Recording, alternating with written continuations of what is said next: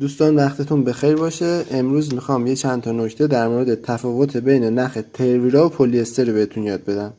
اصلا بهتون بگم نخ ترویرا 150 و 200 چه فرقی دارن، محاسبه قیمتش رو بر اساس وزن بهتون بگم، تفاوت قیمت پلی استر رو با ترویرا رو بهتون بگم.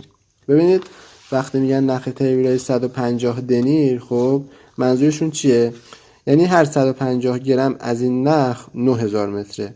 این 9000 متر یه عدد ثابتیه. خب اگه ما بخوایم قیمت ببینیم هر یک کیلوگرم از این نخ چند متره، با یه فرمول خیلی ساده. ببینید شما 1000 گرم رو اگه تقسیم بر 150 دنیر بکنید، عددی که به دست میاد رو ضرب در 9000 بکنید، یه عددی به دست میاد. این هر یک کیلوگرم از این نخه، یعنی هر یک کیلوگرم نخ 150 60000 متره. خب حالا برای نخ 200 دنیر، خب مثل همین 1000 گرم رو تقسیم بر 200 میکنید، جوابش رو ضرب در 9000 میشه 45000. حالا اصلا نمیخواد شما این کار رو انجام بدید، شما الان همین رو داشته باشید. نخ ترویرای 150 هر یک کیلو 60000 متره، نخ ترویرای 200 هر یک کیلوش 45000 متره. اوکی. حالا ما میخوایم یه مقایسه بکنیم با این نخ پلی استریا، ببینیم چقدر تفاوت قیمت داره. خب برای همین میام اول میبینیم که هر یک مترش چند تومنه. خب ما الان اینو حالا کنار داشته باشیم.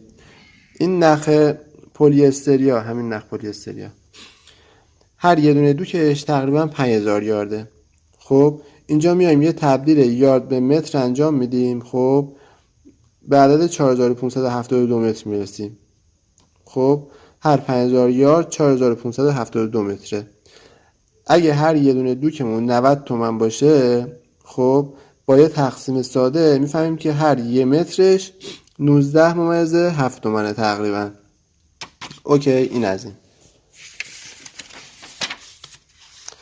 ترویرا 150 قیمتش تقریبا الان 260 تومنه. حالا بالا پایین من کاری ندارم، حالا فرمولشو بهتون میگم، حالا هر موقع بخواید خودتون حساب بکنید. اوکی. 260 تومنه هر کیلوش. 260 تومن رو تقسیم بر 60000 که قیمت هر کیلوشه میکنیم، میشه چی؟ میشه هر یه مترش 4.33. نخ ترویرای 200 هم همین، یه خورده گرونتره، الان 275 تومن اگه باشه. 275 تقسیم بر 45000 که هر یک کیلوشه میشه 6.11. پلی استر تاپ خوردم که مثل همون اون 1968 رو چجوری به دست آوردم؟ اینجوری. ببینید 90 تومن رو تقسیم بر متراژش کردم، شد 19.68. ببینید الان تقریبا 2-3 برابر با اینا تفاوت قیمت داره.